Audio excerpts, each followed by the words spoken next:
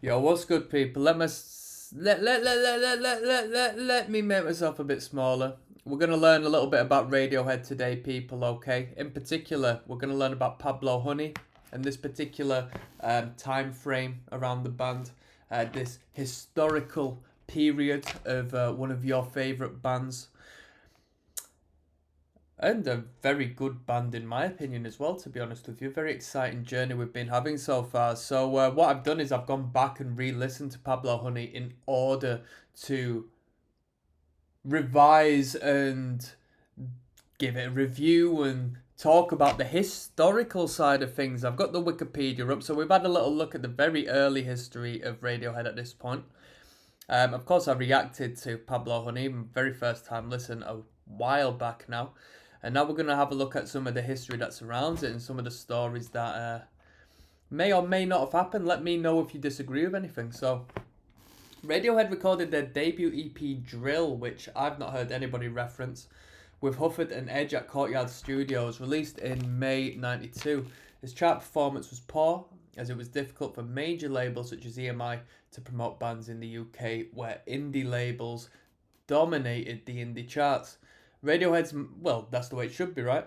Radiohead's managers plan to have Radiohead used American producers and tour aggressively in America, then return to build a following in the UK. Paul Calderian, Sean Slade, who had worked alongside US indie bands. Sorry, people, I'm a little bit tired. Either that or I'm having a stroke or something. I can't bloody speak straight. Worked with US indie bands, Pixies and Dinosaur Jr. were enlisted. Dinosaur Jr. is a band we need to get on the discography for. I listened to a fair few Dinosaur... Bro, there was a record called Farm. I think it was Farm, won it by Dinosaur Jr. Wow! So many riffs. So, what a great atmosphere that record has. We need to do some Dinosaur Jr. coming up. We're enlisted to produce Radiohead's debut album, recorded quickly in Oxford in 92. With the release of their debut single, Creep, that September, Radiohead... It's quite funny thinking of Radiohead having singles because of where they later went. I'm sure they still had singles to some extent, but, you know, it's quite conventional. It's quite industrial, isn't it? Radiohead began to receive attention in the British music press. Not of all of it favourable. NME described them as a lily-livered excuse for a rock band. And Creep was blacklisted by BBC Radio 1 as too depressing. People, if you didn't know it, you'll know it now. I have heard so many people cover Creep. I used to perform very regular with singer-songwriters each and every night, whether it be, you know, the northern side of England, the southern side of England. I'd be all over the place just performing night by night by night. The amount of times I heard Creep. The amount of times I've heard Creep. And that's not to say it's a bad song. Obviously, it's a great song. And it touches people to the extent where they think they should proclaim how much a creep they are in a bar full of people on a weekend who have just popped in to get a drink and a buzz. I've heard Creep so much. Man. Radiohead released their debut album, Pablo Honey, in 93. Well, before we go on to that, let's check out Drill. What the hell is Drill? Debuted on the UK album chart at number 101, Radiohead later re-recorded 3 of its songs for their debut, Pablo Honey. So, the members of, we know about that. Recording. Radiohead recorded Drill at Courtyard Studios in Oxford, England. It was produced by Radiohead's manager Chris Hufford. Hufford said this was a mistake and it created a conflict of interest and generated friction in the studio. Interesting stuff. I've never heard of the manager doing the production. Drill featured 2 new recordings, Prove Yourself and Stupid Car. The other songs were taken from Radiohead's Manic Hedgehog demo. Manic Hedgehog. That sounds quite immature, that. Not to say it's a bad title. You know, I'm looking through the lens of Radiohead now. Release Prove Yourself was played on BBC Radio 1 by Gary Davis, who might still be doing stuff, Gary Davis. Radiohead's first national radio exposure. So many radios in the UK. Drill was released on the 5th of May 92. It reached number 101 on the UK singles chart. The Guardian described this as a inauspicious start that was largely ignored. The music journalist Mac Randall wrote later, even as early as 92, Tom York's graceful, arrestingly plaintive vocal style was well developed, far more so than the band's songwriting or overall sound. Yeah, I can agree, but I think the songwriting was good. Radiohead re-recorded You, Prove Yourself, and Thinking About You for their debut album Pablo Honey. Radiohead had a drill to streaming services in January 2020, so we got it's relatively short at 10 minutes 36. You know, we got 3 tunes under 3 minutes. On the lesser part of 2 minutes as well, we got Prove Yourself, Stupid Car, You, Thinking About You. So Stupid Car is the one that got left off.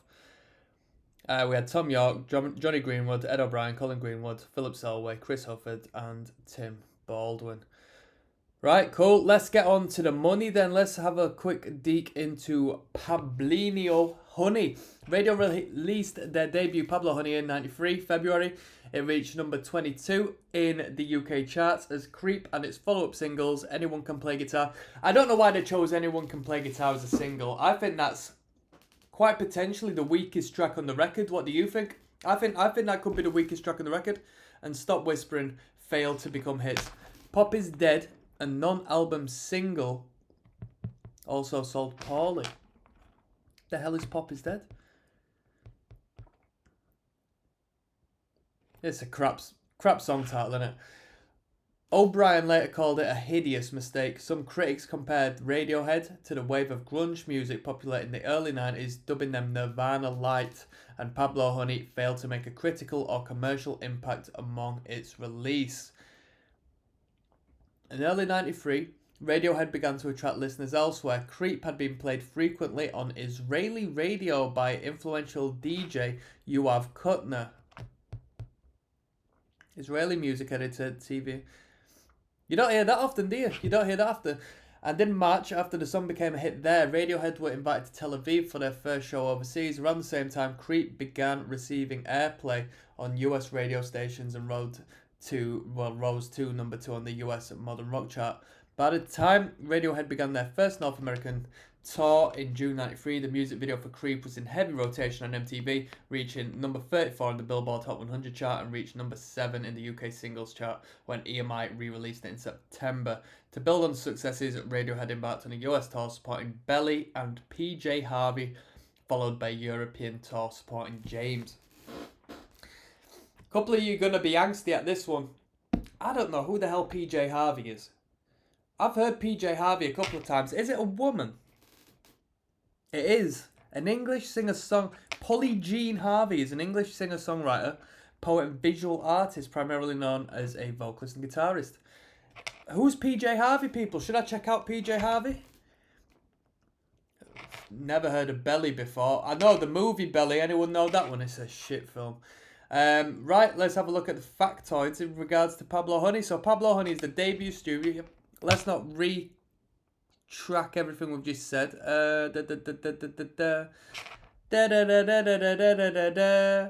Creep remains Radiohead's most successful single. So they just came running out of the gate with Creep, and they haven't hit that high since. Of course, they've accumulated the market, and people prefer other records to Pablo Honey, but they haven't been able to knock it out of the park like they did with Creep.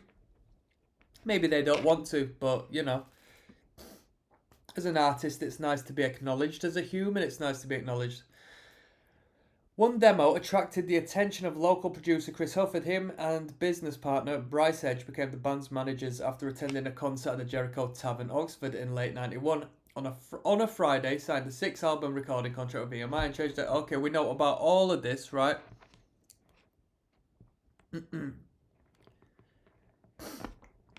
So let's have a look at the recording process, yeah? Radiohead recorded Pablo Honey at Chipping Norton Studios in Chipping Norton, believe it or not, Oxfordshire. They first attempted to record 2 songs that EMI were considering for Radiohead's debut single, Inside My Head and Lurgy. They made little progress.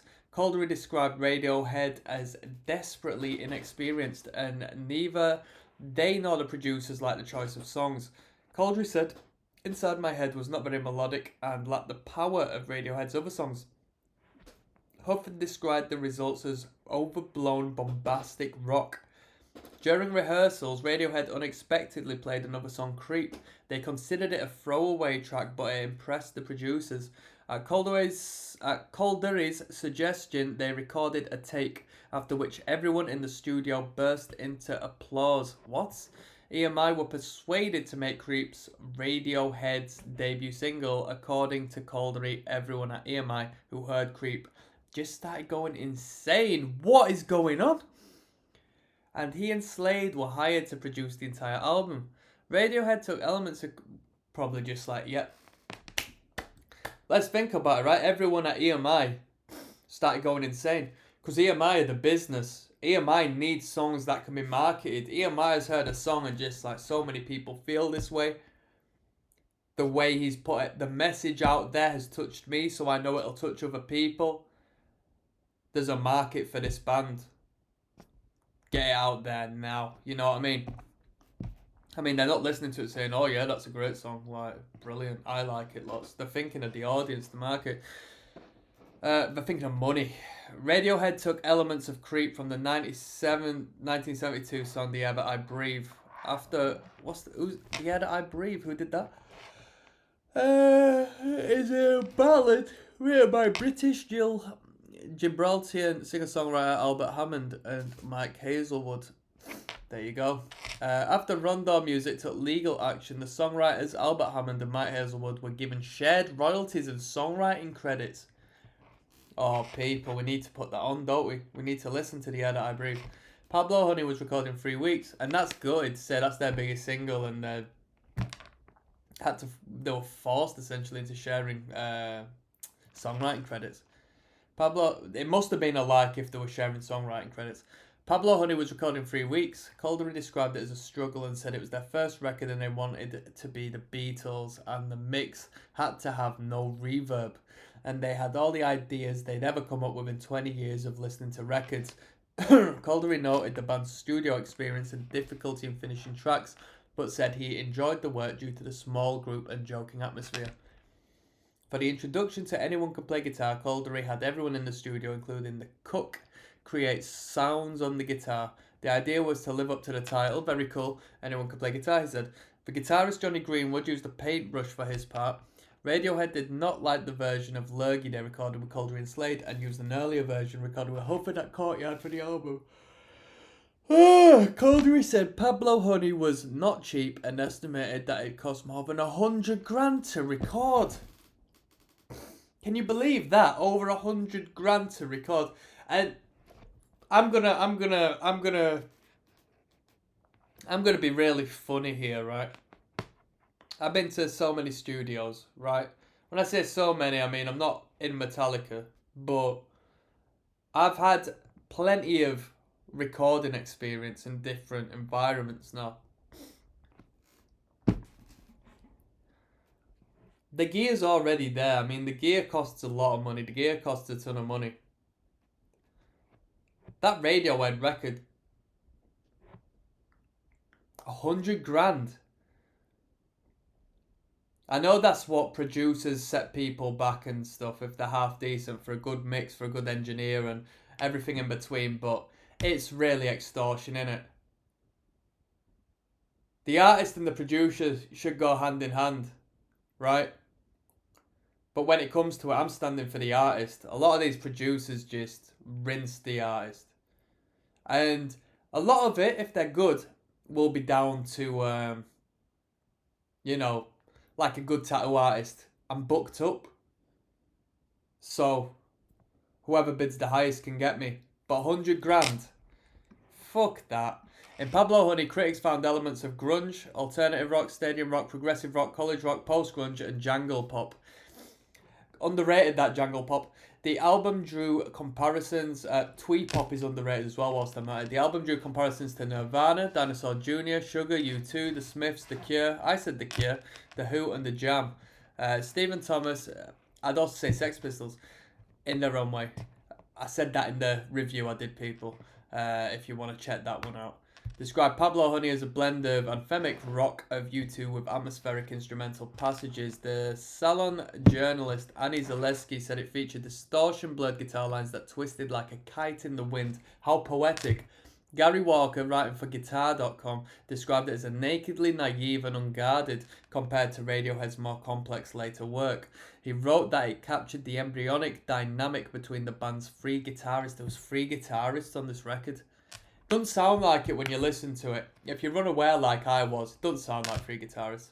And described Greenwood's guitar work as an exhilarating melange of tremolo-picked soundscapes, chunky octaves, screaming high register runs, and kill switch antics. Doesn't talk about the broken chords, which is, in my opinion, the most important part of the guitars. O'Brien described it as a hedonistic album that you might put on in an open-top car on Saturday night going to a party. Zaleski said that Pablo Honey lyrics express anger at the status quo, the feeling of being an outsider, and worry for the future. Thank you for clearing that one up. Creep features a quiet verse and a loud chorus. Pop Music 101. With blasts of guitar noise from Johnny Greenwood. York described it as a self-destruct song. Creep's lyrics are about a woman that York followed around who unexpectedly attended a radio performance. The lyrics of Stop Whispering are about the lyrics of Creep aren't legitimate, right? He didn't literally follow... He didn't literally follow a woman around. I hope not. The lyrics of Stop Whispering are about oppression and the Stop whispering, start shouting. That's a great line from that. And the frustration from failing to explain it. York wrote the line, "Grow my hair, I want to be Jim Morrison" from Anyone Can Play Guitar in response to the people in the music biz who think they have to act like effing prats in order to live up to the legend. According to Zaleski, Ripcord is about the experience of hurtling into the unknown. Lurgy ends with a meandering solo, Blowout starts with a tense, jazzy drumming and raked chords, and concludes with a shoegaze section.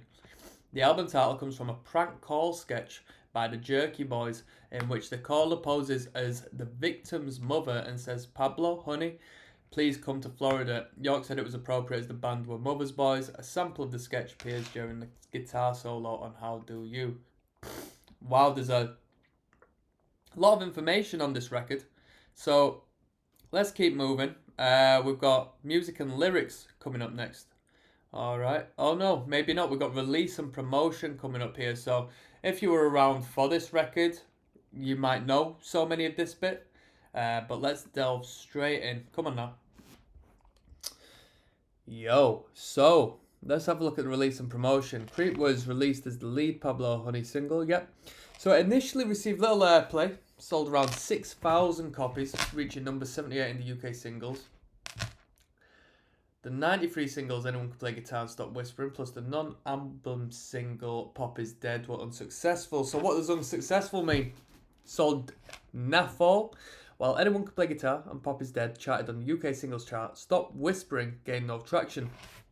Stop Whispering was better than Anyone Can Play Guitar in my personal opinion. What do you think? Radiohead re-recorded Stop Whispering for the US single as they were not happy with the album version. O'Brien said the new version was more atmospheric, likening it to Joy Division. In late 92, Radio toured the UK as the support act for Kingmaker. Who the hell is Kingmaker? British indie band.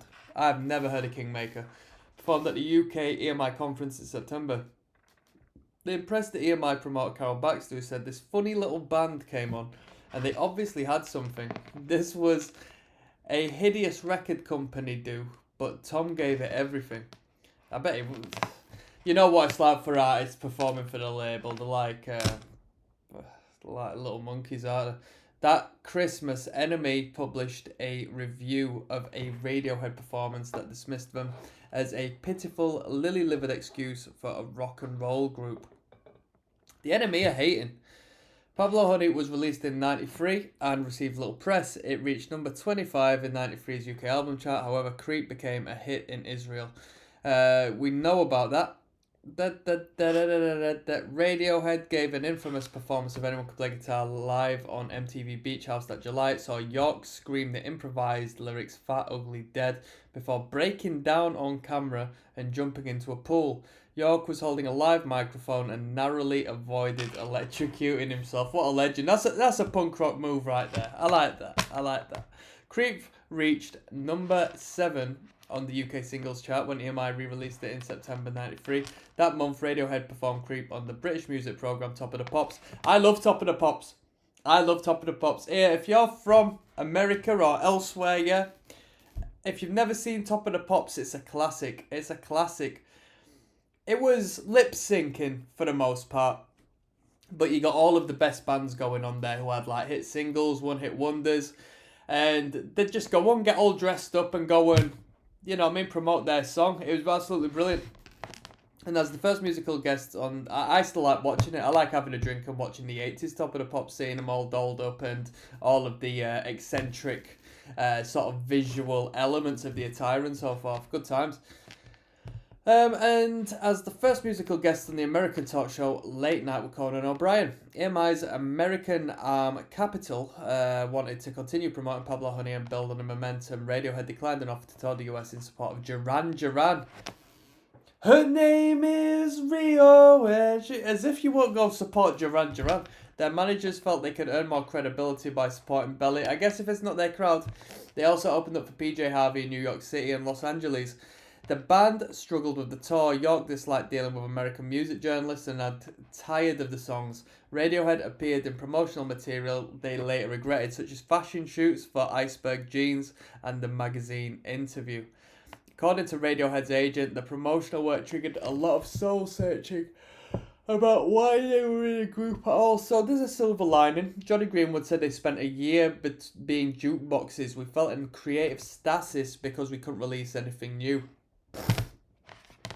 I guess it was a necessary evil in order for them to put out the bends. The American tour was followed by a European tour supporting James, which supposedly a really good band. If you heard that song, sit down, that was James, and I would consider him a one-hit wonder because of that, but supposedly they're a good band all around. I should check them out.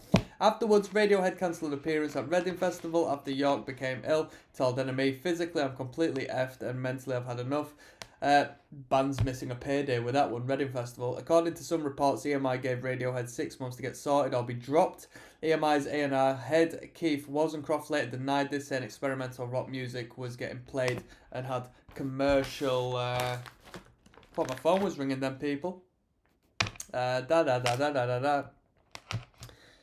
Experimental rock music was getting played and had commercial potential. People voice different paranoias, but for the label, Radiohead were developing brilliant from Pablo Honey. Coldry credited the Pablo Honey tours for turning Radiohead into a tight band. Interesting, because they'd been together for what? 8, 9, 10 years at this point. In the UK, Pablo Honey was certified gold in April 94, platinum in June 97, and triple platinum in July 2013. In the US, it was certified gold in September 93, platinum, and who cares about all of that? Critical reception. So Pablo Honey failed to make a critical impact upon its initial release. Enemies John Harris referred to Radiohead as one of rock's brightest hopes. Harris said the track How Do You breaks the album's momentum horribly, but described Pablo Honey as satisfying despite its flaws. Enemy later named it the 35th best album of the year, remarking that British teenagerhood has never been grumpier. Yeah, I thought it was quite an upbeat record, to be fair with you. I didn't feel it was grungy and grumpy. Q felt like it was a good album with moments that rivaled Nirvana, Dinosaur Jr. and Sugar. In the United States, Creep drew parallels with Nirvana, with some describing Radiohead as the British Nirvana. Bold statement. What do you think? Billboard said the lyrics had enough bite to make it on their own, despite the U2 comparisons. In a mixed review, Mario Mundos of the Los Angeles Times wrote that it doesn't really deliver anything you haven't heard before, though it does offer clever lyrics and good hooks. Robert Kreisco of The Village Voice did not recommend the album, but named Creep a choice cut. Rolling Stone wrote that its charm originates from its guitar work, song structures, melodies and choruses that invoke a pop appeal. It's a very pop record. The writing is very pop. It's a very songwriter record. And they slowly, well, the moment they hit, what was it? OK Computer, that just started getting erased. Shall we have a look at the legacy of the record then? So, although Pablo Honey did not receive the acclaim of Radiohead's later albums, it has received praise in retrospective coverage. According to Stephen Thomas Erlewine of AllMusic, who's referenced in like every single article of all time on Wikipedia, this guy must be putting himself, he must just be slicing himself in all of these things. The songwriting does not always match Radiohead's sound, but when it does, it achieves a rare power that is both visceral and intelligent. Kenny E.G. Perry of NME described the album as the sound of one of the best bands of this or any other generation playing the music that taught them all their good early lessons. Clash said that it points towards everything that Radiohead would go on to be. I don't think so. Based on their work in Pablo Honey, the American songwriter Courtney Love hired Slade and Caldery to produce Live Through This, the 94 album by her band Hole. Are Hole a good band? I bet they've got a couple of tunes. I think they do definitely have a tune from what I'm aware. I can't remember what it's called. In a 2008 review, Al Spicer of BBC Music described Pablo Honey as Radiohead's exploration of suburban adolescent self-awareness, fair, and one of rock's most impressive debuts. It is an impressive debut record. In 2009, Pop Matters Mehan Jehesuria criticised Pablo Honey as a hodgepodge of half-baked grunge, jangle pop and stadium-ready alternative rock, nearly indistinguishable from other early 90s college rock throwaways, save for a few hints of greatness. Understandable. After the success of Creep, Radiohead grew to resent it. In 93, York said, "It's like it's not our song anymore, it feels like we're doing a cover." The success almost led to Radiohead's breakup. Their frustration with Creep and Pablo Honey influenced their second album, The Bends. The album title, a term for decompression sickness, references Radiohead's rapid rise to fame. York said, "We just came up too fast." While touring for their 97 album OK Computer, York became hostile when Creep was mentioned in interviews and refused requests to play it. In the following years, the band stopped performing it entirely, but later started performing it infrequently. While Radiohead achieved greater commercial and critical success with later albums, Creep remains their most successful single. It's a hard story. It's hard. What do you do? 2007, Pitchfork wrote that with Pablo Honey, Radiohead didn't go so much to ride the coattails of grunge to mass success as stumble over them, and they've been apologising for it ever since. That's deep. In 96, the bassist Colin Greenwood said, "I'd give Pablo Honey a 7 out of 10. I gave it a 7.5. Not bad for an album recorded in just 2.5 weeks. 97, and they paid over 100 grand. That still is ridiculous. That is a rinse. That is a fleecing. Not only that, but the label's going to be like, you need to pay that back. No wonder they blew up so big. Because that label was like, we need to get these boys out there. We're 100 grand down.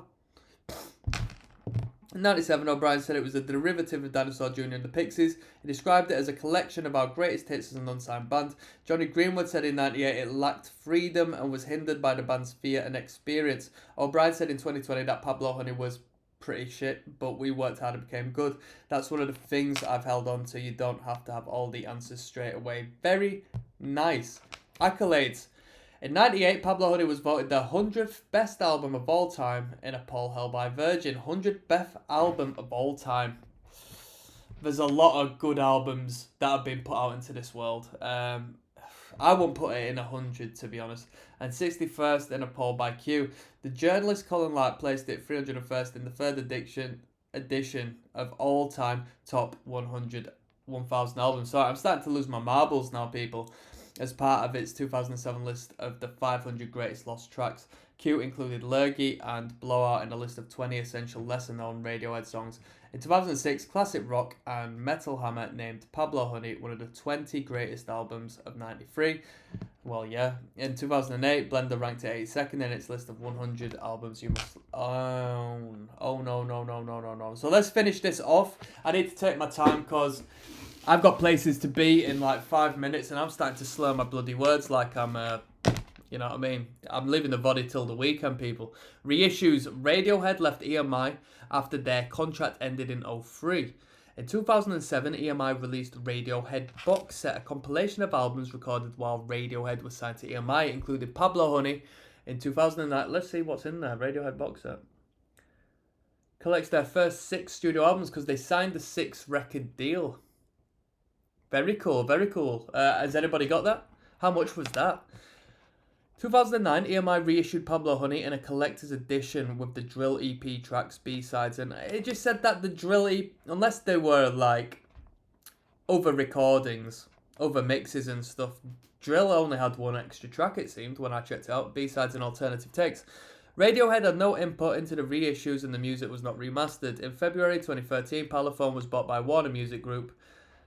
In April 2016, as a result of an agreement with the trade group Impala, WMG transferred Radiohead's back catalogue to XL Recordings. The EMI reissues, released without Radiohead's consent, were removed from streaming services. In May 2016, XL reissued Radiohead's back catalogue on vinyl, including Pablo Honey. Right. All lyrics are written by Tom York. He's rich as hell. Tom York must be rich as hell. All music is composed by Radiohead, except Creep, written by Radiohead and Mike Hazelwood and Albert Hammond. Tom York must be rich just being the songwriter. I wonder how long it went on for. Because no doubt after this experience, them blowing up too quick, someone has to say, Tom, are you seeing any of this money? You know where I'm coming from. And without a doubt, that's me signing out, people. So next time we're going to go into the bends, I'm going to have to re-listen to the bends to really capture it once again. And until next time, I'm signing out. So peace, one love.